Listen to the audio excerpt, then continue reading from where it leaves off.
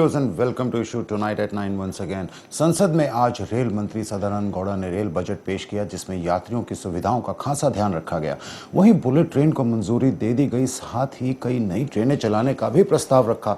लेकिन रेल मंत्री ने अपना बजट पेश करते समय रेल विभाग की माली हालत भी गिनाई, जिसके बाद सवाल उठने तय हैं कि बजट में इतनी भारी भरकम परियोजनाओं की घोषणा तो कर दी, लेकिन वो पैसा आखिर आएगा कहां से?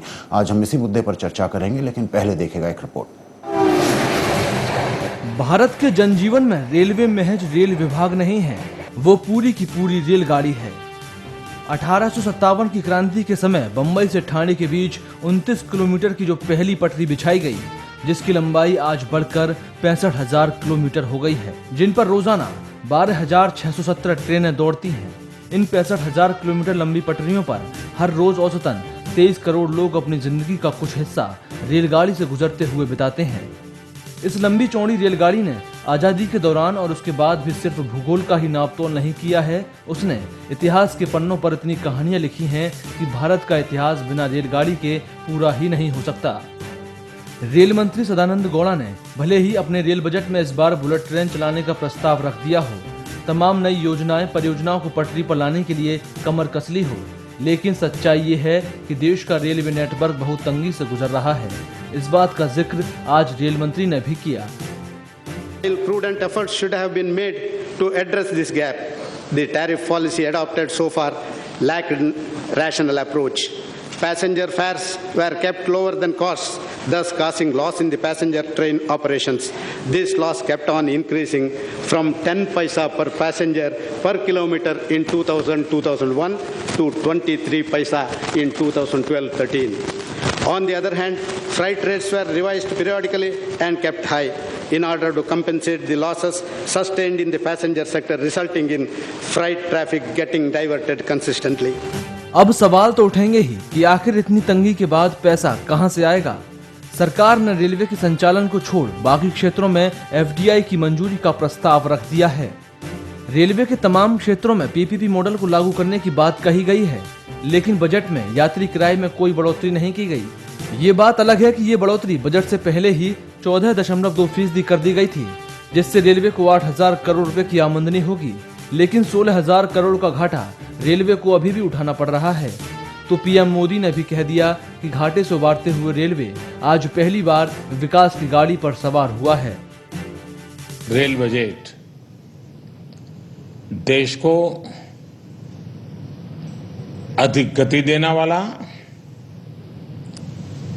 रेलवे को अधिक आधुनिक बनाने वाला, नागरिकों को अधिक सुरक्षा और सेवा देने वाला सिद्ध होगा।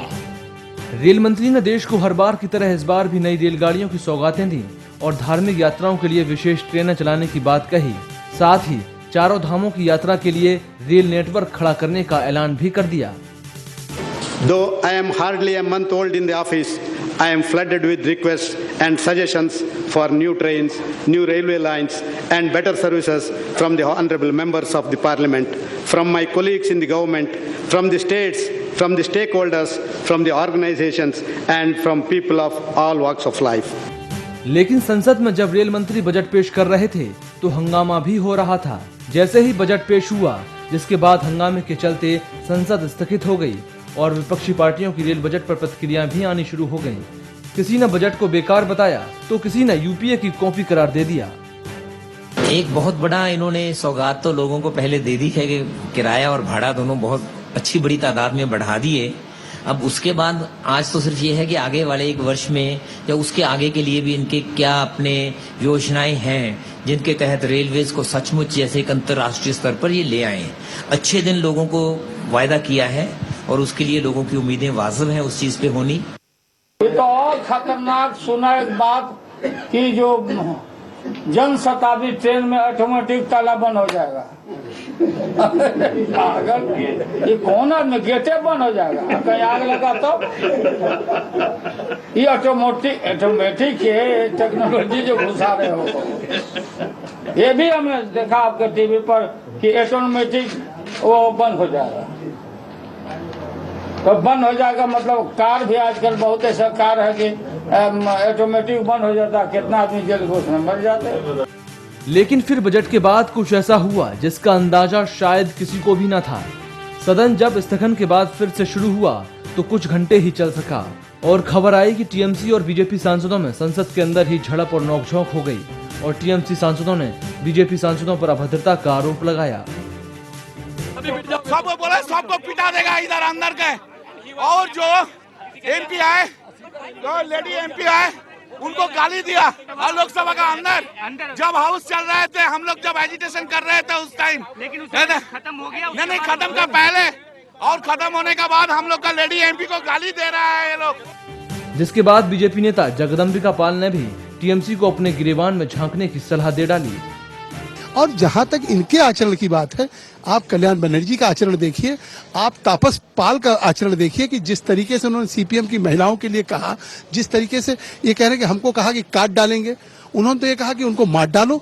तो पहले तो ये सूप बोले चलनी बोले, जिसके 72 छेद। इसमें कोई दो राय नहीं है कि आज जो रेल बजट संसद में पेश किया गया उसको लेकर विपक्ष के कड़े तेवर दिख रहे हैं, जिसका असर संसद के अंदर भी देखने को मिला और संसद के बाहर भी।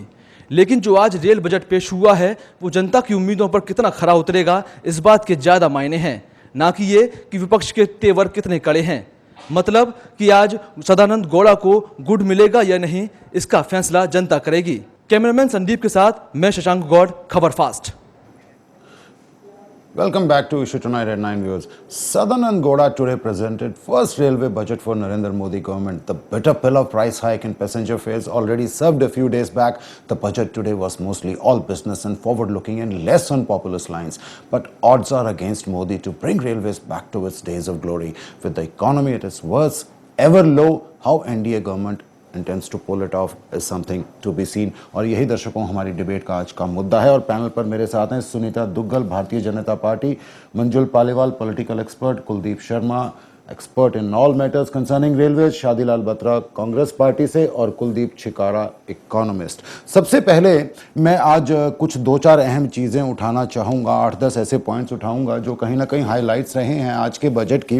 नॉर्मली हमने देखा ज़्यादातर ये बजट जो था it was a plain Jane kind of budget, क्योंकि जो धमाके होने थे वो बजट से पहले नरेंद्र मोदी की सरकार ने कर दिए थे। बहरहाल सबसे बड़ी बात है क्योंकि जो हम बात करते हैं एक फ्रेट कॉरिडोर की, ईस्ट फ्रेट कॉरिडोर, अगर मैं बात करूँ लुधियाना पंजाब से लेकर दनकुनी वेस्ट बंगाल तक जाना है, ऑफ कोर्स बिल्कुल इसका मतलब है पोर्ट तक जाना है, तो बड़ा अहम कहीं ना कहीं डिसीजन है, प्रोवाइडेड ये इसको इंप्लीमेंट कर पाएं समय रहते, क्योंकि यूपीए सरकार नहीं कर पाई थी इन फ्रेट कॉरिडोर्स को थ्रू।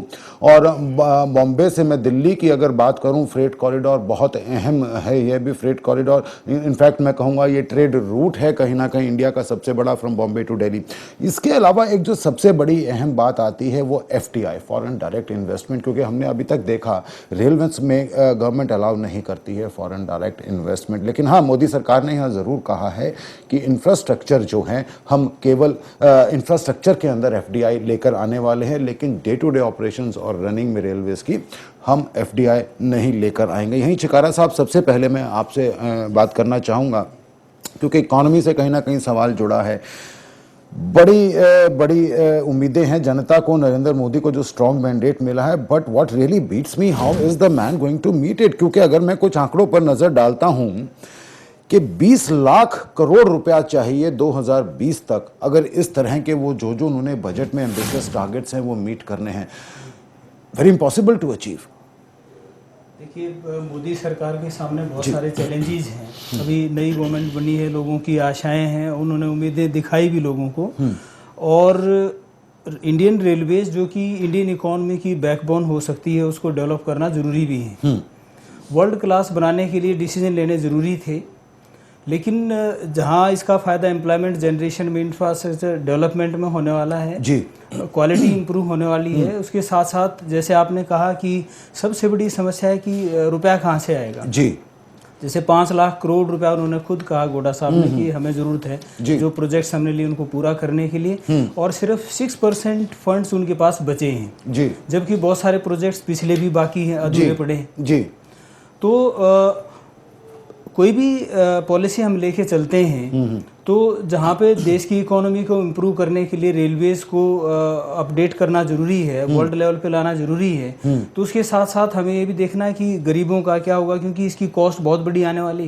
क्योंकि देखिएगा Cost की चिकारा जी, recovery कहाँ से जहाँ तक होगी? पॉपुलस मेजर्स की बात है इंडियन रेलवेज को लेकर, हमने अक्रॉस पार्टी लाइंस देखा है, जो भी रेल मंत्री आया है उसने कहीं ना कहीं रेलवे को as a milching cow use किया है, अपनी कॉन्स्टिट्यूंसी के वोट बैंक्स को खुश करने के लिए यूज किया है। इसीलिए बहुत उन्होंने बड़ा कहा यही कारण है कि पैसेंजर फेयर्स का हाइक नहीं किया गया। इसीलिए इन्होंने कहा कि 130% तक हम लॉस बेयर कर रहे हैं पैसेंजर फेयर के लिए। जी। और जो हमारा गुड्स फेयर है वो भी 31% ही है, जबकि बहुत ज्यादा होना चाहिए। जी।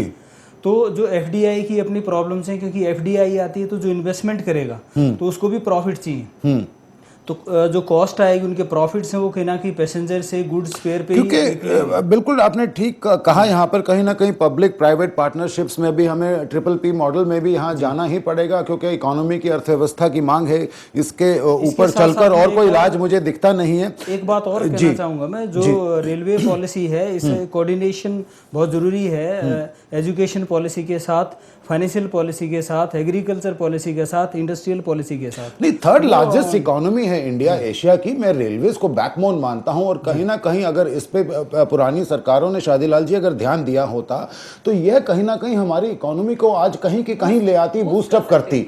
लेकिन यहाँ एक और बड़ी चीज मैं और देखता हूं यहाँ पर, क्योंकि इतने सालों से हम देखते हैं विक्टोरियन एरा का पालीवाल जी वही रेलवे नेटवर्क है, डेकोरेटेड सिचुएशन में है, कहीं ना कहीं कंडीशन उसकी इतनी अच्छी नहीं है। थर्ड लार्जेस्ट इकोनॉमी जिस तरह मैंने कहा, उसको कहीं ना कहीं इस रेलवे नेटवर्क को अपग्रेड नहीं किया, उसने रोका इस इकोनॉमी को डेवलप होने से, क्योंकि फंड्स की आपकी हर चीज़ में आज की तारीख में कमी। अगर आप चाहे वैगन्स ले लीजिए, जो पैसेंजर वैगन्स हैं उनको आपको अपग्रेड करना है कहीं ना कहीं, उसके अलावा फ्रेट वैगन्स की आपके पास, अक्सर हमने देखा है रेलवे मिनिस्ट्री के पास वैगन्स नहीं है ताकि वो पावर प्लांट्स तक कोयले को पहुंचा सकें कोल इंडिया लिमिटेड की खानों से। और इसके अलावा नए ट्रैक्स, आपको नई अपनी इलेक्ट्रिसिटी, जो अगर हाई स्पीड आपको इलेक्ट्रिकल ट्रेन चलानी, आपको अपना इलेक्ट्रिकल नेटवर्क भी अपग्रेड करना पड़ेगा। आपके सेफ्टी को लेकर बड़े इश्यूज हैं यहाँ पर, और इसीलिए जहाँ तक फॉरेन इन्वेस्टमेंट की बात है, अगर वो नहीं होगी पालीवाल जी, तो ये फंड्स का जो क्रंच है, जो फंड्स का एक हम बहुत बड़ा गैप देख रहे हैं, it is impossible to fill up. जो पिछले 10 साल में शादीलाल बत्रा जी की सरकार ने किया जी, 399 प्रोजेक्ट अधूरे हैं जी, और पिछले 30 सालों से 4 प्रोजेक्ट तो बिल्कुल अधूरे हैं, और 10 सालों में शायद आप एक आध प्रोजेक्ट इनका पूरा हुआ है, तो आप देखो 99 में से। और 10 साल जो किराया नहीं बढ़ा जी, और जो ध्यान नहीं दिया गया फंड्स के लिए, उसका सबसे बड़ा खामियाजा आज भोगना पड़ रहा है जी। उसके साथ साथ जो रेलवे की हालत है किसी से छिपी नहीं है, और जो मोदी जी का सपना था कि बुलेट ट्रेन चलाने का और चीज करने का, तो पहले जो सिस्टम में जरूरत है हम उनको करें। 94 पैसे 1 रुपए में आपका खर्च हो रहा है, 6 पैसा जो बचता है, तो ऐसे तो बहुत ज्यादा नहीं हो पाएगा। जैसे मैंने पिछली डिबेट में भी कहा था कि बिना फॉरेन इन्वेस्टमेंट के मुझे नहीं लगता कि रेलवे कुछ कर पाएगा। शर्मा जी, आपके पास आना चाहूँगा। यहाँ पर जिस तरह कहा गया है कि 58 नई रेल गाड़ियाँ इंट्रोड्यूस करेंगे, तो खैर बहरहाल मैं इसमें ज़्यादा जाना नहीं चाहूँगा, क्योंकि ऑलमोस्ट हर रेलवे मिनिस्टर इस चीज़ को कहीं ना कहीं लेकर ही आता है कि नई रेलवे गाड़ियाँ इंट्रोड्यूस होंगी। लेकिन कम से कम यहाँ सदानंद गौड़ा ने इन रेलवे गाड़ियों को अपनी पार्लियामेंट्री कॉन्स्टिट्यूंसी की तरफ नहीं फेंका, ये कहीं ना कहीं सेविंग रेस रही यहाँ पर। दूसरी बात, जो एक बहुत अहम मुद्दा मैं मानता हूँ, जो 3 ऐसे लटके हुए प्रोजेक्ट्स थे जो कोल माइंस के कोल को फीड करते सीधा पावर स्टेशंस में। नंबर 1 था इसमें नॉर्थ करणपुरा का है झारखंड में। यहाँ पर शादीलाल बत्रा जी, आपकी सरकार को भी जवाब देना बनता है कि 1999 में यह प्रोजेक्ट शुरू हुआ था और 2005 में यह खत्म होना था, और ये इतना अहम प्रोजेक्ट था कि कोल इंडिया लिमिटेड की माइन से ये कोयला जो है ले जाकर अपने कोल बर्नर्स जो होते हैं, बॉयलर जो होते हैं रादर, पावर स्टेशंस में वहाँ तक पहुँचा सके। लेकिन अभी 2015 पर मैं अगर नज़र डालता हूँ लेटेस्ट स्टेटस पर, तो 2015 तक ये आधा ही पूरा होगा। बिल्कुल ठीक। मुझे 2 मिनट चाहिए। मैं इससे पहले कि आपके मुद्दे पे आऊं, जी, बैकग्राउंड इस भारतवर्ष की क्या रही है? जी, 130 करोड़ का देश है, अग्रीड, और इसमें रेलवे, जैसे आप कह रहे थे कि बैकबोन ऑफ द नेशन है, जी, सबसे बड़ी ऑर्गेनाइजेशन है, और इस ऑर्गेनाइजेशन के पीछे कि डेली हम ये कहें तो कम से कम 23 करोड़ आदमी डेली बेस पे ट्रैवल करते हैं। बिल्कुल मानता हूं मैं, ट्रैवल करते हैं जी। और उसके पीछे आगे और चलें तो अब तक गवर्नमेंट जिसके पास will to do and power to do वो होती हैं, तो ये पीछे तो वो will to do and power to do आपके 10 साल के राज में कहां थी? मेरा सबसे बड़ा सवाल ये है। अगर आप एक सेकंड मुझे दे दें, मैंने 2 मिनट मांगे हैं, उसके बाद आप काउंटर क्वेश्चन कर लेना, उसका रिप्लाई होगा, लेकिन आपका काउंटर क्वेश्चन उठेगा। But you are stating already well known facts. I like you to rather move on. I am telling you fact, but I want to give the background. What is the background? We know the background also. मेरा सवाल आपसे ये है कि आपकी सरकार इतने समय में इस चीज को थ्रू क्यों नहीं कर पाई? You have put a question, जी, allow me to answer it. Allow me to answer it. Problem is, Shadi Lal ji, you're not answering my question. I will come to that question. I will come to that question. I will reply to Okay, the question. okay, fine, And fine, without fine, giving the background, fine, and fine, nobody fine. can do that. Okay, move on. Move on. Right. All the time, first time after many years, a national party has come on a scene ji, with absolute majority. Ji, after 30 years. After 30 years. और इस national party में जो railway minister बना है, national party का बना है। जी, जस्ट हैव ए बैकग्राउंड। जी, अलायंस गवर्नमेंट थी, पार्टनर जो थे। अच्छा, तो इसमें आप मुझे ये कहना चाह रहे हैं कि ये कहीं ना कहीं आपकी शादी लाल जी, मैं आपको रोकूंगा जरूर, because I don't want to get into a monologue with you, we have to have a dialogue. आप कहीं ना कहीं ये कहना चाह रहे हैं कि आपके पार्टी की 10 साल की जो हिस्ट्री रही पीछे, वो घटक दल या जो धर्मा ऑफ आप कहते हैं कोएलिशन पॉलिटिक्स, उसकी मजबूरी की वजह से रेलवे डूबा, उसकी वजह से रेलवे डूबा। मैं कहता हूं बहुत रेलवे नहीं, हाँ, देश के कई एस्पेक्ट ऐसे आ जाते हैं कोई धर्मा कोalition में आने के बाद। Then what is the point? आपका सबसे पहला सबसे बड़ा फर्ज है to serve the people of the nation and serve the nation. ठीक है, that is your biggest dharma. You cannot let go the economy, you cannot let go of the welfare of the people, and you of course cannot let go of the railways. We will have to put that economy in that track, in that track. But you did not do that. You had 10 years with you. We did it. You My did friend not. was saying that there was 99 projects which were raised for the last 10 years. No. It was 30 years back, these projects were decided, and it was never implemented, it was never completed. Now, in the last 10 years, the project which we started, that of pending. सुनिए शादी लाल जी, मैं आपकी सीधी से एक बात का जवाब देता हूं। आपकी पार्टी के कार्यकाल के दौरान 10 साल के, अगर मैं छोटी सी नजर डालूं, कितने रेलवे मंत्री आए गए? ऑन एवरेज 1 से 1.5 साल के तक कोई रेलवे मंत्री नहीं रुका। ममता बनर्जी, दिनेश त्रिवेदी, मुकुल राय, पवन बंसल, सीपी जोशी, मल्लिकार्जुन खड़गे। आप मेरे को एक बात बताइए, अगर आप किसी मिनिस्ट्री में किसी को रखेंगे नहीं कुछ टाइम के लिए, तो वो मिनिस्ट्री आखिर चल ही कैसे जाएगी? वो अलग स्कैम में फंस गए। नहीं, वो स्कैम में नहीं फंस गए, उनके नहीं है। आप अगर पूरा हिस्ट्री दे दीजिए, now you are in debate and give the complete facts. Shadi Lal Bansal के खिलाफ कोई चार्जेस नहीं आए, शादी लाल जी, अगर पवन बंसल के खिलाफ कोई चार्जेस नहीं थे तो मई 2013 में उन्होंने रिजाइन क्यों किया? मेरा सबसे बड़ा सवाल है। उनके नेफ्यू विजय सिंगला को 90 लाख की रिश्वत के अहम में गिरफ्तार क्यों किया गया? नैतिकता के आधार पर उन्होंने रिजाइन किया था। आप सुनिए, how can a nephew of the railway minister by the name of Vijay Singla accept a bribe of 90 lakhs for the promotion of a railway board member by the name of Mahesh Kumar? How can he do that? उसको क्या authority थी? It is for the authorities. क्या authority थी? Who investigated into matter? How they did it? They never implicated. It is our call guesswork. If you want to go by the guesswork, nobody can reply. नहीं, शादी लाल जी, बात यहाँ guesswork की नहीं है, सुनिएगा। दिनेश त्रिवेदी 14 मार्च 2012 रेलवे मंत्री बने, रेलवे बजट उन्होंने पेश किया। मैं यहाँ पर 14 मार्च 2012 की कर रहा हूँ। उन्होंने सिर्फ ये कहा था कि 2 से 30 पैसे मैं प्रति किलोमीटर एक इजाफा करने जा रहा हूँ। डन। और आज भी आपके गौड़ा साहब ने क्या कहा है? 2002 और 1 में यह लॉस प्रति पैसेंजर प्रति किलोमीटर 2 पैसे था, जो आज बढ़कर 23 पैसे हो गया है कहीं ना कहीं, क्योंकि सरकारों ने ध्यान नहीं दिया क्रॉस पार्टी लाइन से। लेकिन आपकी सरकार के आंकड़ों पर जब मैं नजर मारता हूं, मैंने डन गिवन, लेकिन प्रॉब्लम ये है 67 ईयर्स में for the good part of 55 years your power, you were in the power at the centre. क्यों नहीं आप लोग कुछ कर पाए? सुनिए, और उस time still we are developing country. We have not developed. For the reason what reason? For the reason policy paralysis, corruption, no accountability, no answerability. No answerability is there. Everything is there. Member of parliaments, for what they were selected and given seats in the parliament, they did not deliver. That is one of the main reasons. Not the parliament. I'm sorry. नहीं, अगर इतनी pathetic state शादी लाल जी होती नहीं, सीधी सी बात है। एक reformist budget दिया था दिनेश त्रिवेदी ने, उसने साफ तौर पर कहा था कि मुझे ज्यादा ज्यादा नहीं 4200 करोड़ रुपया इससे आना है, और कुछ नहीं तो मैं रेलवे का सेफ्टी रिकॉर्ड कम से कम सुधारूंगा। जनरल पब्लिक और आपकी इंडस्ट्री और पांचों रेलवे जो आपकी यूनियंस थे इसके हक में थी, इसके हक में थी। You put me a question about the economy of the railway. मैं क्या शादीलाल जी, मैं रेलवे की क्या इकोनॉमी बताऊं? देखिए 2014-15 में आपकी जो रिसीट होने वाली है वो 1,60,000 करोड़ की रिसीट होगी। आप सुनिए, उसमें से खर्चा है 1,44,000 करोड़, बचे क्या महज 16,000 करोड़।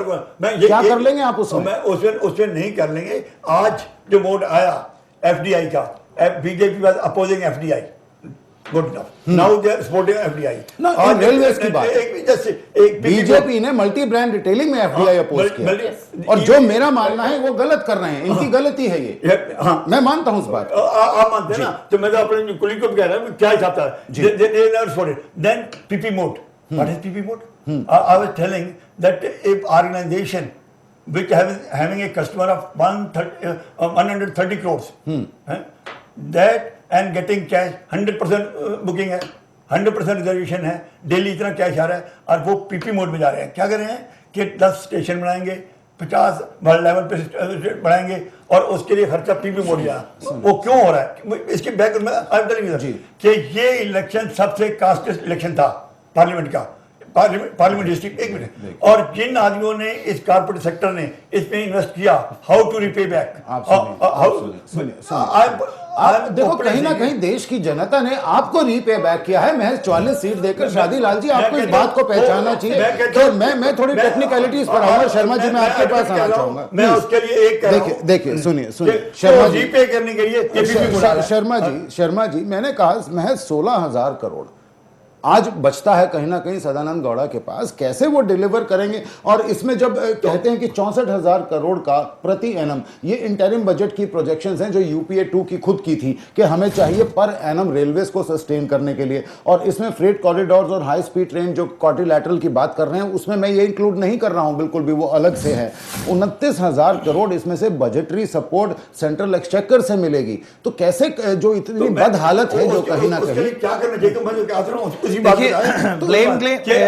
मेरा सवाल शर्मा जी से ब्लेम गेम की जहां तक बात है तो कांग्रेस पार्टी कहीं ना कहीं इस चीज को बढ़ावा दे रही है। जो आज उन्होंने बाद में जो स्टेटमेंट्स निकल के आई रेल बजट के बाद, सवाल ये पैदा उठता है कि जो एक इंसान का विजन, मैं यहाँ पे मोदी जी के बारे में बात करूंगा, उन्होंने गुजरात में जो इन्वेस्टमेंट सर्कल चालू किया था बहुत साल पहले, कहीं ना कहीं उन चीजों का उन्हें लगा कि अगर उन्हें वहां पे रिजल्ट मिले थे तो उन्होंने कहीं ना कहीं ये सोचा कि इस चीज को अगर यहाँ पे इम्प्लीमेंट किया जाए। मेन कमी जो कांग्रेस पार्टी की रही वो इम्प्लीमेंटेशन थी।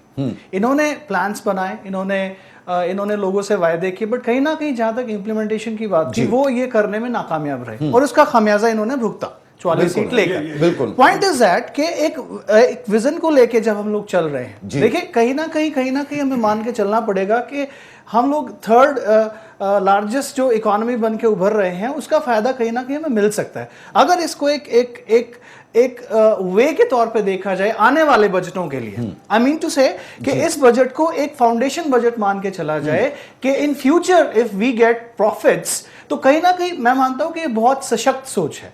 नहीं, सोच अच्छी है कहीं ना कहीं। देखिए मैं बिल्कुल कतई भी सोच के बारे में मैं कुछ नहीं कह रहा हूं। मैं कभी नहीं कह रहा कि सोच एनडीए की या मोदी की अच्छी नहीं है, लेकिन मुझे थोड़ी सी प्रॉब्लम ये है कि आज़ादी सन 47 से हमें मिली साल में, उसके बाद से आज तक एक तरह का कहीं ना कहीं निगलेक्ट किया गया हमारे रेलवे नेटवर्क को। अंग्रेज जिस तरह से उसको बिछा गए, आप देख लिए शिमला के आगे आज तक रेलवे लाइन क्यों नहीं जा पाई, क्यों नहीं जा पाई?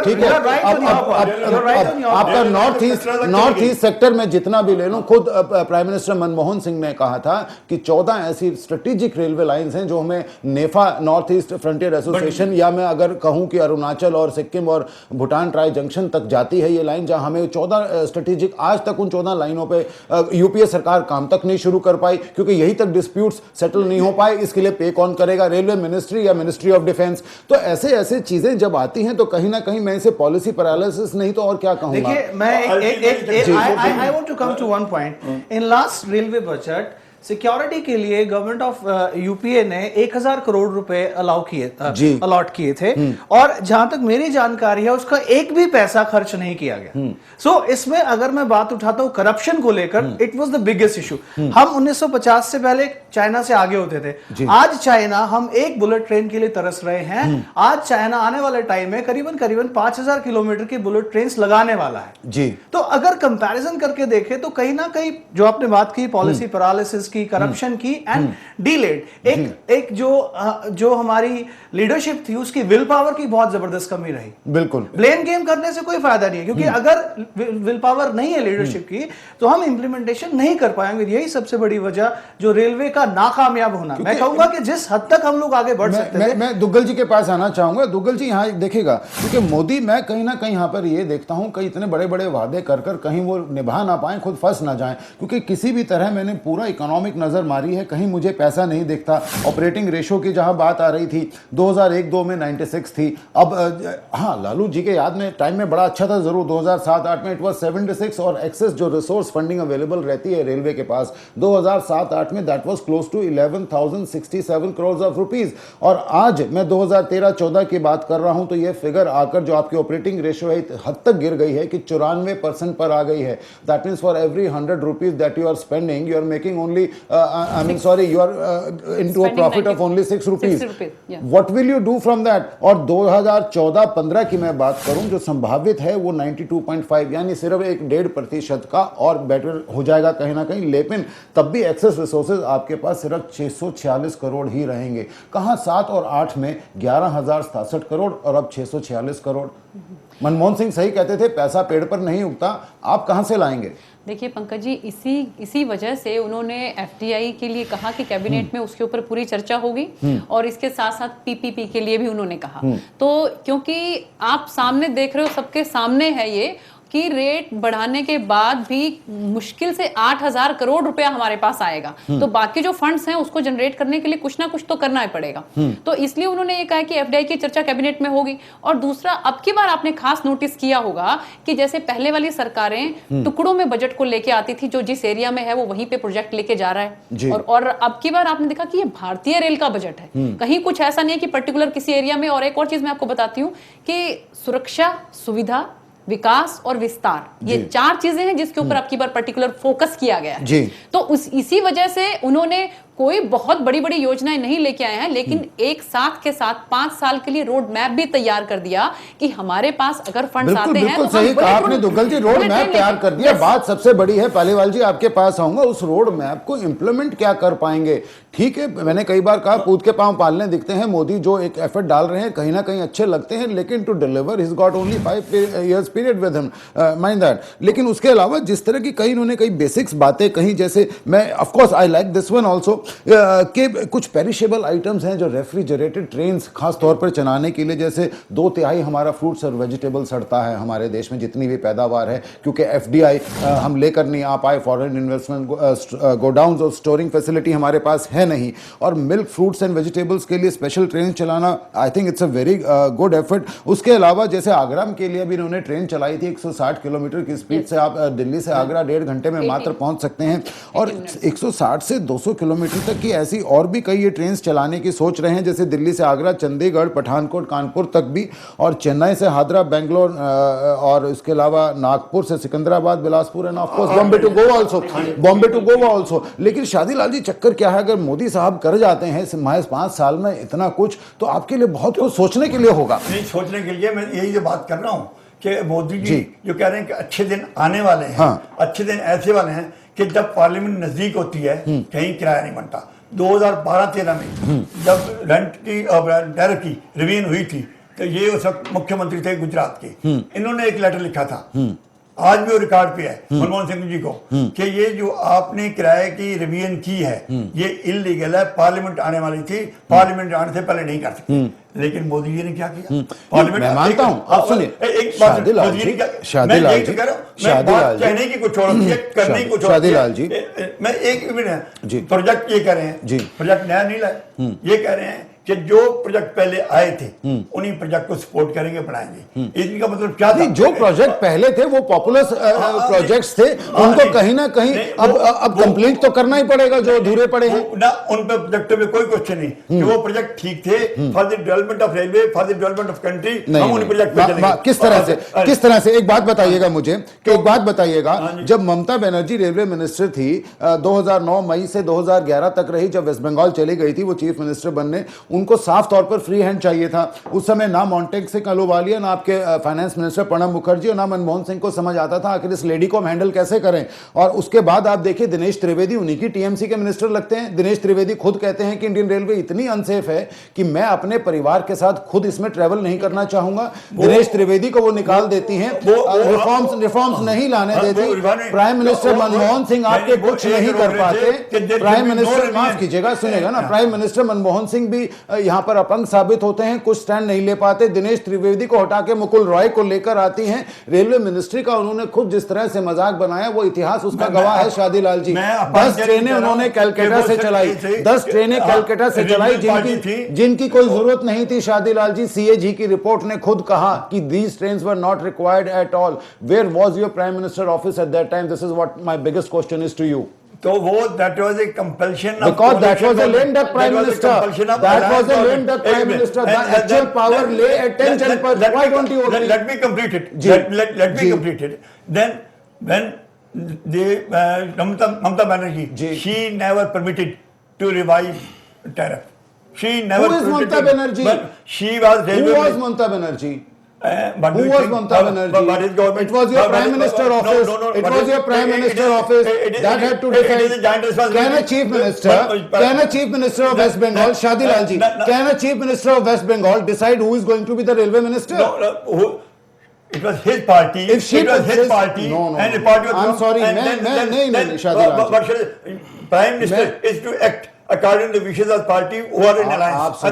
अगर प्राइम मिनिस्टर ने एक्ट कहीं ना कहीं किया होता तो कहीं ना कहीं रेलवे की हालात नहीं होती, इकोनॉमी की हालात ना होती। Railway was given to TMC. Yes. Railway was given to TMC. It was for the TMC to decide who will be the railway minister. अच्छा, माफ कीजिएगा, लेट दुग्गल जी कमेंट। नहीं, देखिए, इन्होंने कहा कि पवन बंसल जी ने नैतिकता के आधार पर इस्तीफा दे दिया, तो कोल घाटा रहा, जो कोल आपका घोटाला रहा, 2G घोटाले रहा, तो उसमें किसी ने क्यों नहीं इस्तीफा दिया?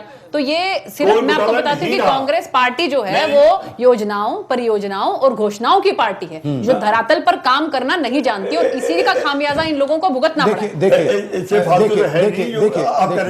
अच्छे दिन आने वाले हैं। सुनिए, मेरा सीधा सा ये कहना है, ऐसे पॉपुलर मेजर्स लिए जाते हैं, वहां पे इकोनॉमी में डैम्ड कोई ध्यान नहीं देता। कंट्री हो चाहे देश के आम जनता की, खासकर वो बात नहीं होती। सबको कहीं ना कहीं अपनी वोट बैंक की पड़ी रहती है। 1980 के दशक में अब अब्दुल गनी खान चौधरी को उठा लें, जब वो रेलवे मिनिस्टर से बड़े बदनाम हुए थे खुद भी, क्योंकि मिनिस्ट्री पकड़ते ही उन्होंने जॉब्स और कॉन्ट्रैक्ट्स ऐसे देने शुरू किए थे जैसे उनके घर की मलकियत हो, प्राइवेट प्रॉपर्टी हो। रामविलास पासवान, माफ कीजिएगा मैडम, आप ही की मिनिस्ट्री में वो रेलवे मिनिस्टर भी रहे थे, 96-98 की मैं बात कर रहा हूं। और अपनी पार्लियामेंट्री कॉन्स्टिट्यूएंसी जो कि हाजीपुर है, a small nowhere kind of A town, उसको उन्होंने वहां का जोनल रेलवे हेडक्वार्टर बना दिया रेलवेज का। What was Atal Bihari Vajpayee doing at that time?